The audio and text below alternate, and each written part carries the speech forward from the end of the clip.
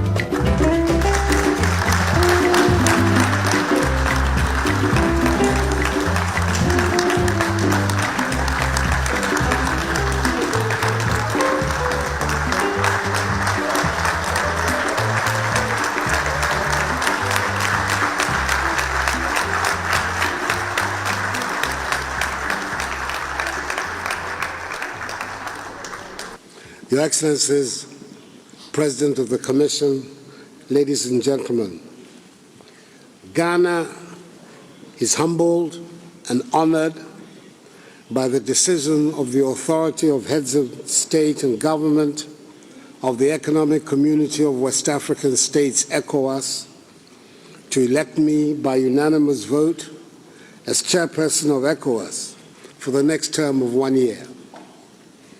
I thank Your Excellencies for this extraordinary privilege, which puts me in the same shoes as my predecessors as presidents of the Republic of Ghana, specifically Their Excellencies Jerry John Rawlings, John Agyekum Kufuor, and John Dramani Mahama, who have enjoyed in times past a similar privilege. I'm aware of the enormity of the task ahead, and I assure you that I'll do my utmost not to let the side down and discharge my duties to the very best of my abilities. I congratulate the outgoing chairperson, the President of the Republic of Niger, His Excellency Mahamadou Issoufou, for his distinguished stewardship of ECOWAS during these trying times, which by common consent has been a most successful tenure.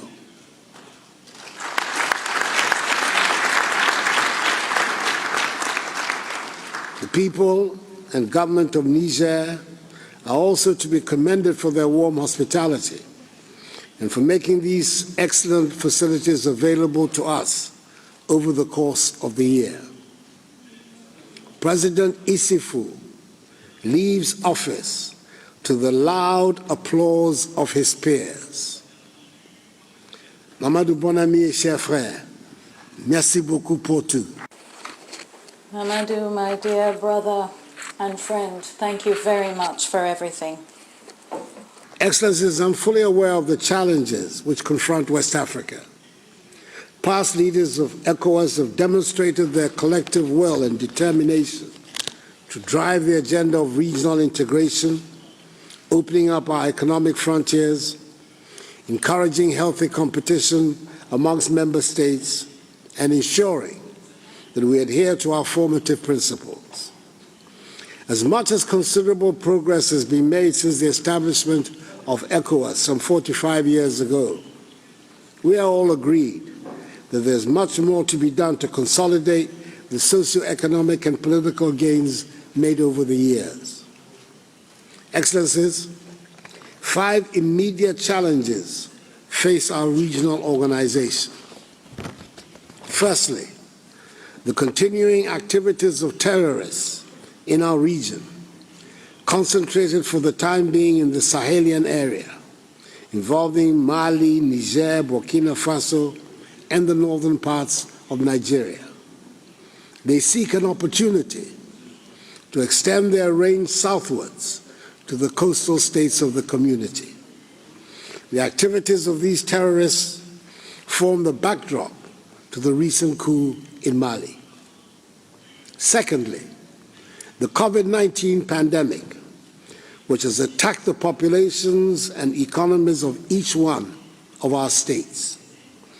It calls for concerted action on our part to defeat it, including our maximum support to the Ecowas COVID-19 champion, His Excellency Muhammadu Buhari, President of the Federal Republic of Nigeria. Thirdly, the imminent coming into force of the African Continental Free Trade Area on 1st January 2021, whose secretariat is located in our region, in Ghana's capital, Accra. The economies of ECOWAS should be prepared to take full advantage of this seminal development in the life of our continent, and indeed provide the leadership that will enable the AFCFTA to succeed. Fourthly, the 2020 decision on monetary union within our ECOWAS space. We have all recommitted ourselves to the ECOWAS single currency program and have taken into account the courageous move by our sister nations of the UEMOA community to break their long-standing links with the Banque de France. We need practical measures to advance the process of financial and monetary integration. Fifthly, the consolidation of democratic governance in the turbulent conditions of the community. We must uphold our constitutive texts while acknowledging the national conditions of each of our states. This is the guidance that will enable us to promote a satisfactory resolution of the crisis in Mali. The challenges in these critical regional spheres, such as security, economy, trade, currency, and health, must be addressed in a spirit of genuine cooperation and solidarity if we are to succeed in overcoming them, which we can. In so doing, we must protect at all costs our freedom and independence of action so that the development of our community responds to the needs and aspirations of our peoples and not to the goals of external agencies and forces. I'm confident that by the grace of God, I can count on the unstinting support of each one of your excellencies in navigating the immediate future of our community. It is important for all of us to recognize that the way forward is to implement regional decisions, such as the ECOWAS trade liberalization scheme, recognizing that ultimately the benefits are in everyone's interest. Those of us who believe strongly in integration can do no better than to give our full support to regional decisions.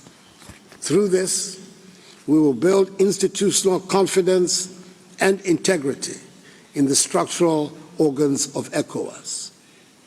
Let us collaborate to ensure that we adhere to and maintain common values of governance, i.e. the principles of democratic accountability, respect for individual liberties and human rights, and the rule of law. Such commonality will facilitate immeasurably the process of bonding amongst the peoples of our community. When we think of West Africa, together with our individual countries, we are not just being Pan-Africanists, we are also being true nationalists. Because what makes West Africa more prosperous will make each of our individual countries more prosperous. Let us give enthusiastic support to community decisions and build rapidly our community. Our peoples deserve no less, and the objectives of peace, progress, and prosperity will thus be within our reach, realizing the historic purposes of ECOWAS. Once again, Excellencies, thank you for this honor.